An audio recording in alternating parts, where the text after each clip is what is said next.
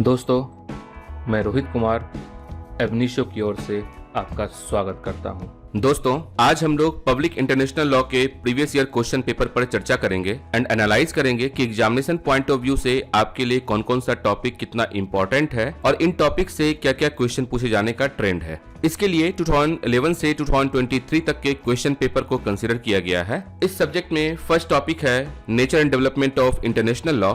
यहाँ पर अगर हम लोग बात करें लॉन्ग क्वेश्चन पूछे जाने के ट्रेंड का, तो 2011 एंड 12 में लॉन्ग क्वेश्चन पूछा गया है, जबकि 2013, 14, 15 में यहाँ से शॉर्ट क्वेश्चन पूछा गया है। 2016 में हम लोग फिर देखते हैं यहाँ से एक लॉन्ग क्वेश्चन पूछा गया है, जबकि 17 में यहाँ से 3 शॉर्ट क्वेश्चन पूछा गया है। 2018 ऑनवर्ड्स 2023 तक यहाँ लॉन्ग क्वेश्चन पूछा गया है और साथ ही साथ 2018 में एंड 22 में शॉर्ट क्वेश्चन भी पूछा गया है। कहने का मतलब ये है कि इस पर्टिकुलर टॉपिक से क्वेश्चन लगातार पूछे जाने का ट्रेंड है, चाहे वो लॉन्ग क्वेश्चन में पूछा जाए या शॉर्ट क्वेश्चन में पूछा जाए। अब अगर मार्क्स की बात की जाए तो यहाँ से मिनिमम 20 मार्क्स का क्वेश्चन पूछा ही जाता है। जैसे हम लोग देख सकते हैं 2011, 12, 14, 16, 19, 20 एंड 21 में यहाँ से 20 मार्क्स का क्वेश्चन आया है, जबकि 30 मार्क्स का क्वेश्चन 3 इयर्स में आया है। 2015 में आप देख सकते हैं 3 शॉर्ट क्वेश्चन, देन उसके बाद 2017 में 3 शॉर्ट क्वेश्चंस एंड 2018 में एक लॉन्ग क्वेश्चन एंड एक शॉर्ट क्वेश्चन। यहाँ से एक बार 40 मार्क्स का भी क्वेश्चन आया है, दैट इज इन 2022। तो 40 मार्क्स को हम लोग आउटलायर के रूप में कंसिडर कर सकते हैं और ये मान के चल सकते हैं कि इस पर्टिकुलर टॉपिक से मिनिमम 20 मार्क्स का क्वेश्चन पूछे जाने का ट्रेंड है। Now second topic is sources of international law. ये टॉपिक बहुत इंपॉर्टेंट टॉपिक है और इस टॉपिक को आपको करना ही करना है, बिकॉज अगर यहाँ पर क्वेश्चन पूछे जाने के पैटर्न की अगर बात की जाए तो यहाँ से long question and short question दोनों ही पूछा जाता है और दोनों ही इंपॉर्टेंट है। लॉन्ग क्वेश्चन में देखते हैं हम लोग 2011 से लेकर के 2016 तक क्वेश्चन लगातार पूछा गया है। इन बिटवीन 2013 से लेकर के 2019 तक यहाँ शॉर्ट क्वेश्चन भी पूछा गया है। 2018 ऑनवर्ड्स यहाँ लगातार लॉन्ग क्वेश्चन पूछा गया है।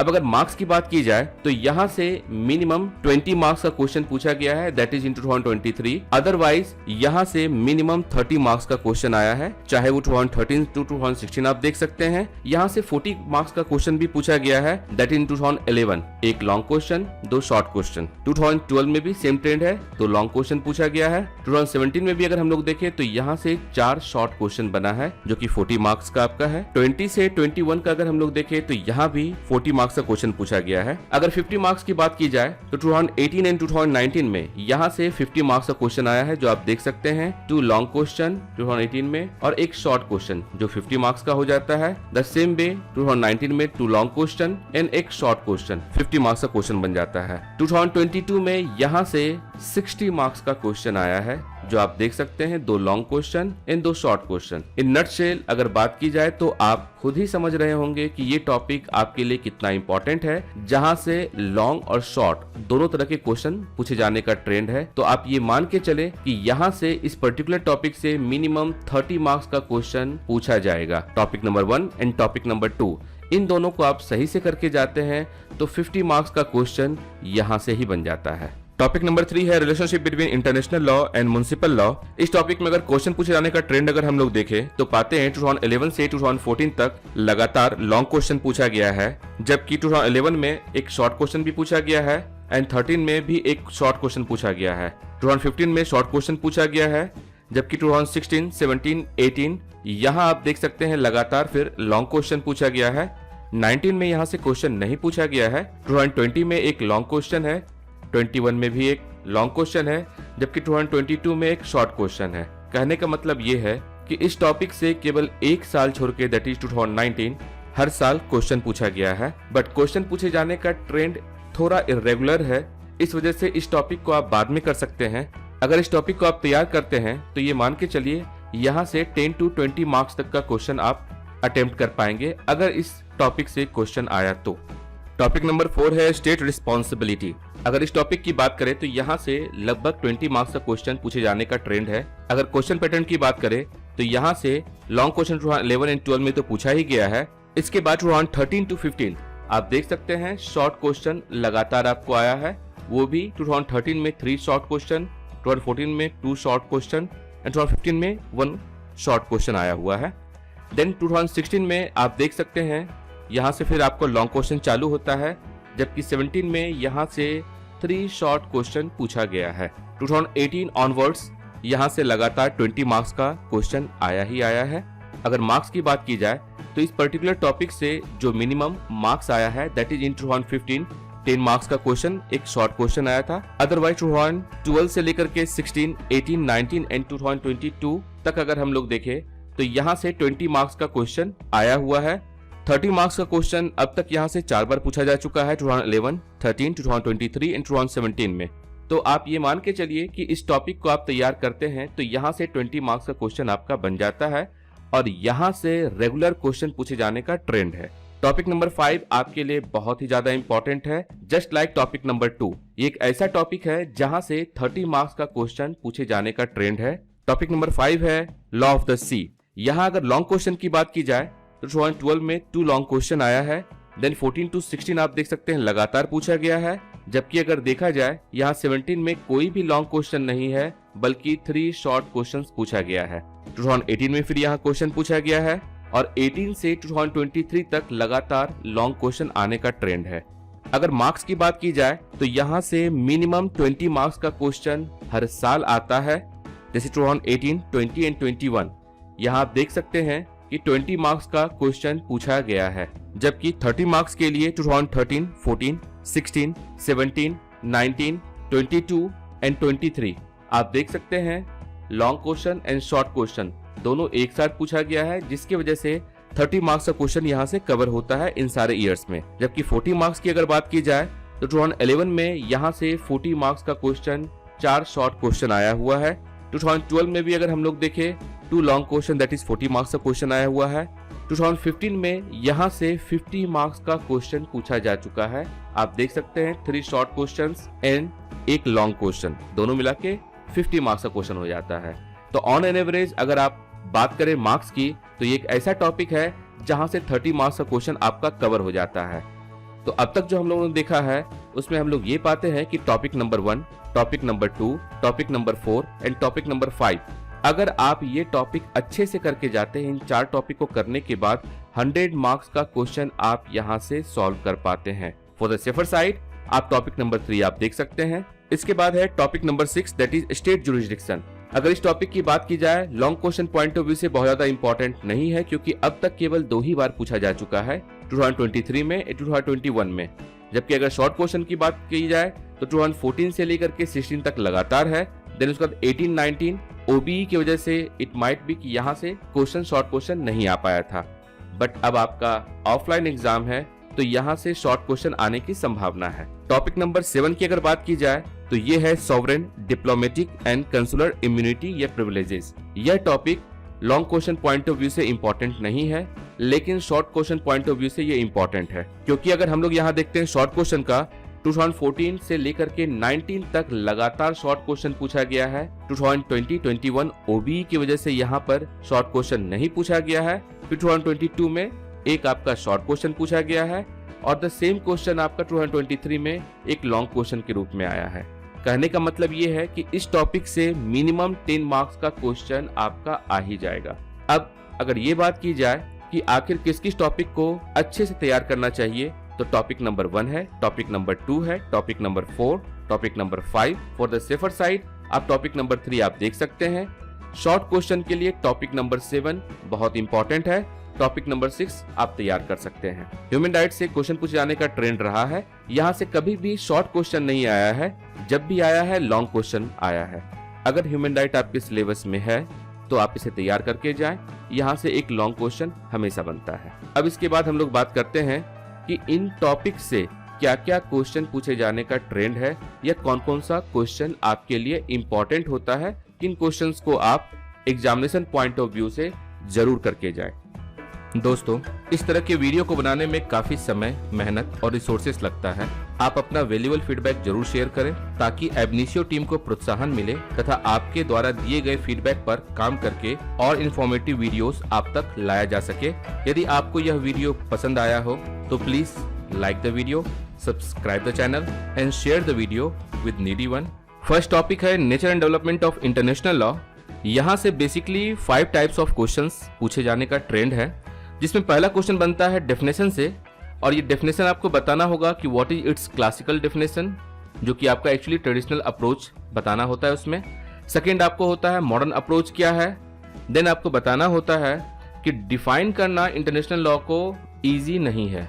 सेकेंड टाइप का क्वेश्चन इसके नेचर या बेसिस से रिलेटेड होता है, जिसमें आपको बताना होता है कि इंटरनेशनल लॉ का नेचर जो है वो एक लॉ की तरह नहीं है, अगर है तो ये एक वीक लॉ की तरह है या स्ट्रॉन्ग लॉ की तरह है, या इंटरनेशनल लॉ को हम लोग ट्रू लॉ कह सकते हैं। और इंटरनेशनल लॉ का नेचर जो है वो आपका यूरोसेंट्रिक है। तो बेसिकली इस नेचर में इसके जुरिस्प्रूडेंशियल थियरी के बारे में चर्चा करना होता है। थर्ड क्वेश्चन बनता है कोडिफिकेशन को लेकर के कि इंटरनेशनल लॉ के कोडिफिकेशन में इंटरनेशनल लॉ कमीशन का क्या रोल है। फोर्थ टाइप का क्वेश्चन सैंक्शन को लेकर के आता है, और सैंक्शन जनरली होता है security council, general assembly, ICJ, human rights council, ITLOS, ICC, PCA, इनके द्वारा सैंक्शन होता है। और जो इसमें क्वेश्चन बनता है सैंक्शन को लेकर के, खास करके ऑस्टिन के स्टेटमेंट पर, जहां ऑस्टिन ने ये कहा था कि international law is not a law but an international morality, इस पर क्वेश्चन बनता है। देन उसके बाद सैंक्शन में ही क्वेश्चन बनता है, कंपैरिजन करना होता है international law and municipal law के बीच में। समटाइम्स क्वेश्चन आता है कि sanction is a mode of enforcement of international law. And अगला क्वेश्चन जो सैंक्शन से बनता है that is sanction determines effectiveness of international law. तो सैंक्शन से बेसिकली यही क्वेश्चन आता है कि what are the sanction under international law and how it is a mode of enforcement और determines the effectiveness of international law. जो fifth question होता है that is on the basis of subjects of international law. ये भी important topic है, जहां पर कि आपको बताना होता है कि जो इंटरनेशनल लॉ का सब्जेक्ट है उसमें स्टेट का क्या पोजीशन है, इंटरनेशनल ऑर्गेनाइजेशन का क्या पोजीशन है, इंडिविजुअल या इंटरनेशनल ऑर्गेनाइजेशन का क्या रोल है। जो सब्जेक्ट ऑफ इंटरनेशनल लॉ है ये दो तरीके से एक्सपेंड होता है, हॉरिजॉन्टली एंड वर्टिकली। इस पर क्वेश्चन आता है और इससे रिलेटेड जो भी आपका रेलिवेंट केस लॉ है वहां से क्वेश्चन आ जाता है और बताना होता है। तो इसमें ज्यादा केस लॉ नहीं, बस केवल आपका रिपेरेशन ऑफ इंजरीज इस टॉपिक से क्वेश्चन बन जाता है। हम लोग कुछ क्वेश्चन देखते हैं, लाइक 2023 में जिन लोगों ने इम्प्रूवमेंट दिया था उसमें क्वेश्चन पूछा गया था, international law has not just extended horizontally to embrace the new state which has been established since the end of the second world war, it has extended itself to include individual groups and international organisations both private and public. And last में पूछा गया है, discuss the expanding nature of international law with respect to its subjects in the light of the above statement. वहां आपको बताना होगा with respect to subject. Subject पे देखते हैं, नेक्स्ट क्वेश्चन भी सब्जेक्ट पर आपका है। उसके बाद आप देख रहे हैं 20 मार्क्स में क्वेश्चन पूछा गया है नेचर ऑफ इंटरनेशनल लॉ से। यहाँ क्वेश्चन सैंक्शन से पूछा गया है। इस वाले क्वेश्चन में आप देख रहे हैं कि आपके पास एक आर्टिकल दिया गया है जिसे पढ़ना है, that was reparation for injuries suffered in the service of the united nation 1949 का, और यहाँ से आपका क्वेश्चन बन जाता है। तो ये आर्टिकल आपके लिए इंपॉर्टेंट है। देन उसके बाद क्वेश्चन देख रहे हैं again subject of international law, define the term of international law, define the term of international law, साथ में सैंक्शन का क्वेश्चन है, analysis right and duties of individual who compose the states and therefore individual alone are the subject of international law। यहाँ देखिए, international law is not a true law but positive international morality, और ये आपका Austin का statement है, इस पर question आया हुआ है। Then sanction under international law, role of international law commission, codification का क्वेश्चन ये है, basis of international law, it's not a true law, suffer from weakness. Then again subject of international law, sanction international law, subject of international law, determine the effectiveness of international law and that is respect to sanction, explain the basis of international law with the help of jurisprudential theory, now status of individual in international law, sanction. तो यहाँ से question आपका इस तरह का ही आता है। Topic number 2 है सोर्सेस ऑफ इंटरनेशनल लॉ, जहां मेनली दो तरह के सोर्सेस के बारे में बात की जाती है। First, institutes of international court of justice ICJ के आर्टिकल 38 में जो दिया हुआ है उसमें international treaties and convention, international customs के बारे में, general principle of law recognised by civilised nation, judicial decision, juristic opinion and ex aequo et bono के बारे में बात की जाती है। Second source that is other sources, जिसमें बात की जाती है resolution of general assembly, resolution of security council, advisory opinion of PCIJ and ICJ। अब हम लोग 1 by 1 इसमें चर्चा करते हैं कि किस टॉपिक से क्या क्वेश्चन पूछे जाने का ट्रेंड है। इंटरनेशनल ट्रीटीज एंड कन्वेंशन से ये पूछा जाता है कि किस प्रकार से किसी अदर कंट्रीज के साथ हुए ट्रीटी को लेकर के कॉन्स्टिट्यूशन ऑफ इंडिया में क्या प्रोविजन दिया हुआ है उसके बारे में। देन अगर कोई नेशन किसी ट्रीटी को साइन करता है तो उसके रेटिफिकेशन एंड इम्प्लीमेंटेशन के बारे में, ट्रीटी कैसे कंक्लूड की जाती है और कैसे ट्रीटीज एंड कस्टम्स के बीच में हार्मोनी स्टेब्लिश किया जाता है। इस रिलेटेड एक केस लॉ है that is right of passage over Indian territory case 1960 का है, ये केस इसमें इंपॉर्टेंट होता है। सेकंड क्वेश्चन जो बनता है दैट इज इंटरनेशनल कस्टम्स के बारे में, जिसमें सबसे पहला क्वेश्चन आपका होता है कि what are the essential characteristic या elements of international customs, then condition for valid customs, institutes of regional customs, कैसे सोर्स ऑफ लॉ होता है इसके बारे में आपको बताना है। Then mandatory rules of customary international law के बारे में होता है, important customs which become the part of sources of law, और इससे रिलेटेड केस लॉ के बारे में चर्चा की जाती है। इसमें जो फेमस केस है दैट इज लोटस केस, ये आपके लिए इंपॉर्टेंट होता है this one. Third question general principles of law recognised by civilised state से आता है, जिसमें एक जनरल प्रिंसिपल है रेस जुडिकाटा का एंड एस्टोपल का। एस्टोपल के बारे में आप लोगों ने एविडेंस एक्ट में पढ़ा होगा, उससे रिलेटेड ही यहाँ क्वेश्चन पूछा जाता है, जिसमें क्वेश्चन बनता है general principle as a source of law. इस कॉन्टेक्स्ट में मेनली 2 केस लॉ इंपॉर्टेंट है। First is island of Palmas case, जो कि आपका नीदरलैंड वर्सेस यूनाइटेड स्टेट का 1928 का case. Second temple of Preah Vihear case, जो कंबोडिया वर्सेस थाईलैंड का केस है 1962 का। ये दोनों केस इंपॉर्टेंट है और यहाँ से क्वेश्चन पूछा जाता है। फोर्थ क्वेश्चन जुडिशियल डिसीजन से बनता है, जिसमें आर्टिकल 38 ऑफ आईसीजे से क्वेश्चन आता है। Then decision and opinion of ICJ किसी पर्टिकुलर केस को लेकर के क्या है, that is considered as source of law. And then institutes of judicial decision से क्वेश्चन आता है। जो फिफ्थ तरह का question other sources of law का आता है, इसमें मेन इंपॉर्टेंट है जनरल असेंबली का, कि how resolution of general Assembly considered as source of law, then how many resolution of general Assembly became source of law, और जनरल असेंबली का resolution किस तरह से नेशंस के ऊपर बाइंडिंग होता है, इस रिलेटेड क्वेश्चन पूछा जाता है। सिक्स तरह का question advisory opinion of ICJ से आता है। अभी तक यहाँ से केवल एक ही क्वेश्चन आया है। अगर बात की जाए इसमें कि आपके लिए सबसे ज्यादा इंपॉर्टेंट कौन सा है, तो वो है इंटरनेशनल कस्टम्स, जहां से क्वेश्चन बराबर पूछा जाता है, एंड जनरल प्रिंसिपल से। ये दोनों आपके लिए इस पर्टिकुलर चैप्टर में ज्यादा इंपॉर्टेंट टॉपिक है। चलिए अब हम लोग इसमें देखते हैं पूछे गए क्वेश्चन को। जैसे आप देख सकते हैं 2023 में पूछा गया था custom as a source of international law. North Sea continental shelf case में आईसीजे का आपका क्या डिसीजन रहा है, उस रिलेटेड क्वेश्चन है। Then general principle of law as a source of international law, subsidiary and modern source of international law, जिसमें आपको इन सारे सोर्स के बारे में चर्चा करना होगा। देन अगेन कस्टम से क्वेश्चन है। फिर 2021 में भी आप देखते हैं कस्टम से क्वेश्चन है। 2022 में right of passage over Indian territory का केस जो है उससे क्वेश्चन है। कंबोडिया वर्सेस थाईलैंड वाला केस भी पूछा गया है इस साल। 2019 में आप लोग देखते हैं आईसीजे से रिलेटेड आपका क्वेश्चन बनता है। देन कॉन्स्टिट्यूशनल प्रोविजन को लेकर के क्वेश्चन है कि गवर्नमेंट ने एक ट्रीटी को साइन किया है और इम्प्लीमेंट करना चाहती है, उसके लिए क्या कॉन्स्टिट्यूशनल प्रोविजन है। देन अगेन आईसीजे के द्वारा डिसाइड गए मैटर पे क्वेश्चन है। सेकंड क्वेश्चन आप देख सकते हैं यूनियन गवर्नमेंट के द्वारा किसी भी ट्रीटी के रेटिफाइंग एंड इम्प्लीमेंटेशन से रिलेटेड क्या ऑब्लिगेशंस है, उस पर क्वेश्चन है। 2016 में आप देख सकते हैं सोर्स ऑफ लॉ के बारे में क्वेश्चन पूछा गया और बताया गया है कि कैसे ट्रीटी कंक्लूड किया जाता है और फोर्स में आता है। देन 2015 में आप देख सकते हैं कि आईसीजे का जो डिसीजन है कैसे सोर्स ऑफ लॉ के रूप में यूज किया जा सकता है। एविडेंस ऑफ जनरल प्रैक्टिस कैसे सोर्स ऑफ लॉ है। Constituent element of international law with special reference to North Sea continental shelf का केस। देन अगेन कस्टम्स को लेकर के क्वेश्चन है। Resolution of UN General Assembly, general principle of law. Now short question में आप देख सकते हैं treaty making and ratification, resolution of general assembly, resolution adopted by general assembly can be treated as source of law.